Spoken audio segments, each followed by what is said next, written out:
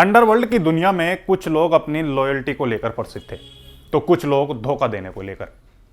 आज हम जिस शख्स की बात करने वाले हैं वो धोखा देने वाले लोगों में शुमार था। इसने पहले छोटा राजन के लिए काम किया, फिर अपनी अलग गैंग बना ली। इसकी हैरान करने वाली बात है कि इसने अपने ही गैंग के खास आदमी को मौत के घाट उतरवा दिया था। नमस्कार, मैं आकाश देशवाल स्वागत करता हूं आपका अपने क्राइम पेट्रोल चैनल में। आज जिस शख्स की बात हम करने वाले हैं उसका नाम है हेमंत पुजारी।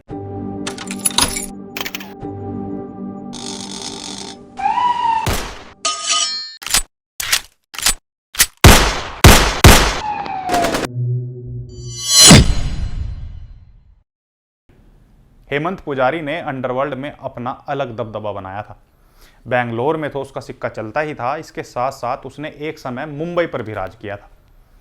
छोटा राजन के साथ हेमंत पुजारी और रवि पुजारी दोनों ने काम किया था। लेकिन एक समय ऐसा भी था जब हेमंत पुजारी ने घाटकोपर के होटल में वेटर का काम किया था। ये वो समय था जब अंडरवर्ल्ड के लोगों का मुंबई में खासा दबदबा था, और इसी दबदबे को देखकर हेमंत ने भी वेटर की नौकरी छोड़कर अंडरवर्ल्ड में आने का फैसला किया। तब खेरवाड़ी में एक शख्स की हत्या होती है जिसमें हेमंत का नाम सामने आता है। अब इस हत्या के बाद हेमंत के कॉन्टैक्ट क्राइम से जुड़े लोगों से होने लगे थे। उन्हीं में से एक दोस्त ऐसा था जिसकी मदद से हेमंत छोटा राजन के टच में आया था। अब वो समय था जब हेमंत ने न सिर्फ छोटा राजन के टच में था बल्कि उसके लिए काम करना शुरू कर दिया था। अब वो छोटा राजन के कहने पर लोगों को धमकाने लगा था, उनसे वसूली करने लगा था। उसकी पैसे कमाने की भूख इतनी बढ़ चुकी थी कि और ज़्यादा पैसे कमाने के लालच में उसने किलिंग के धंधे में आना मुनासिब समझा और छोटा राजन के कहने पर लोगों की सुपारी लेने लगा। वीडियो को आगे देखने से पहले आपसे रिक्वेस्ट है कि अगर आप हमारे चैनल पर नए हैं और आपको क्राइम की स्टोरी देखना पसंद है तो आप हमारे चैनल को सब्सक्राइब जरूर कर दीजिए, क्योंकि हम आप लोगों के लिए क्राइम की दुनिया से जुड़े लोगों की स्टोरी लाते रहते हैं। जब ये छोटा राजन के संपर्क में आया था तब छोटा राजन भी दाऊद की डी कंपनी के लिए काम करता था। अब भले ही छोटा राजन डी कंपनी के लिए काम करता हो, लेकिन उसका रुतबा डी कंपनी से अलग, यानी उससे बाहर भी उतना ही था जितना डी कंपनी में। छोटा राजन से लोग डरते थे और छोटा राजन के पास शूटरों की भी कोई कमी नहीं थी। और 1993 में जब मुंबई धमाके हुए तो दाऊद और उसके साथियों ने मुंबई को छोड़कर दुबई में शरण ली थी। अब इसी दौरान छोटा राजन और दाऊद के रास्ते भी अलग हो गए। अब जो डी कंपनी मिलाकर पूरी मुंबई चला रही थी उसके अलग अलग हिस्से होना शुरू हो गए थे, यानी अलग अलग गैंग बनना शुरू हो गए थे। अब इसी के चलते हेमंत पुजारी ने भी दूसरे लोगों के जैसे ही छोटा राजन का दामन थामा था, क्योंकि ये सब जानते थे कि मुंबई में जो पकड़ छोटा राजन की है वो शायद दाऊद की नहीं होगी, और आने वाले समय में दाऊद कभी भी मुंबई वापस नहीं आएगा। अब बचा छोटा राजन। तो छोटा राजन ने जो धंधे अपने शुरू किए थे उसके संभालने के लिए उसे उत्तरदायी, यानी उन धंधों को संभालने वाले लोग भी चाहिए थे। उन्हीं में से एक था हेमंत पुजारी। हेमंत को छोटा राजन ने एक्सटॉर्शन के धंधे का वारिस बनाया। वारिस मतलब अब छोटा राजन के एक्सटॉर्शन के धंधे को हेमंत पुजारी ने देखना शुरू कर दिया था। लेकिन इस धंधे के बीच में एक समाज सेवी मोहन कृष्णन टांग अड़ाता था। अब इस पर हेमंत ने उस समाज सेवी को अपने गैंग से ना उलझने की पहले तो धमकी दी, और फिर उसके बाद उसे फ़ोन करके अपने और अपने गैंग के सारे कामों को गिनवा दिया कि हम लोग इतने खतरनाक हैं, हमारे गैंग ने इतनी हत्याएं की हैं, हम लोग बड़े बिल्डरों से पैसा वसूलते हैं, ये सब। इसके बाद उस समाज सेवी को धमकी दी गई कि अगर इस सब के बावजूद वो उनके लोगों के काम के बीच में आया तो इस बार उसे फ़ोन नहीं होगा, उसे सीधा ठोक दिया जाएगा। अब कहा जाता है कि ये सब उसने छोटा राजन के कहने पर किया था। जब सन 2000 में छोटा राजन पर बैंकॉक में हमला हुआ तो हेमंत समझ गया कि अब उसे छोटा राजन से अलग होकर अपना गैंग बनाना होगा। तो 2001 में हेमंत छोटा राजन से अलग हो जाता है और उसे अपना गैंग बनाने में पूरा 1 साल का समय लगता है। जब उसने 2002 में खुद की गैंग बनाई तो उसने एक्सटॉर्शन का धंधा शुरू किया, जिससे उसने काफ़ी पैसा कमाया। वो सारे पैसे विदेशों में होटल रेस्टोरेंट के बिजनेस में लगाता था। उसने एक्सटॉर्शन के धंधे को बांद्रा गोरेगांव के आसपास फैलाया था। यहाँ रहने वाले बिजनेसमैन डॉक्टरों के बीच उसने ऐसा खौफ पैदा किया था कि एक फ़ोन अगर किसी बिजनेसमैन या डॉक्टर को कर दिया तो सीधे जितनी रकम वो मांगता था सीधा उसके पते पर पहुँचा दी जाती थी। तभी हेमंत का नाम फिर से सामने आता है एक केक शॉप के मालिक की हत्या में।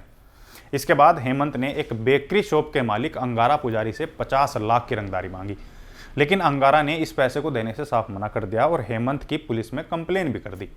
अब ये 2008 का समय था जब हेमंत की गैंग अंगारा पुजारी के पीछे पड़ गई थी और उस पर पैसे देने का दबाव बना रही थी। लेकिन इन सब के बावजूद अंगारा पुजारी ने हेमंत को पैसे देने से मना कर दिया। इस पर हेमंत को काफी गुस्सा आया और वो सोचता है कि अगर ऐसा ही चलता रहा तो दूसरे बिजनेसमैन जिनके अंदर उसका खौफ है वो सब खत्म हो जाएगा और सभी के अंदर अपना डर और ज्यादा बढ़ाना है तो बड़ा कदम उठाना होगा। और यहीं से हेमंत के दिमाग में अंगारा पुजारी को ठिकाने लगाने का प्लान बनने लगा। इसके लिए हेमंत ने अपने साथी आनंद दुलगज से संपर्क किया।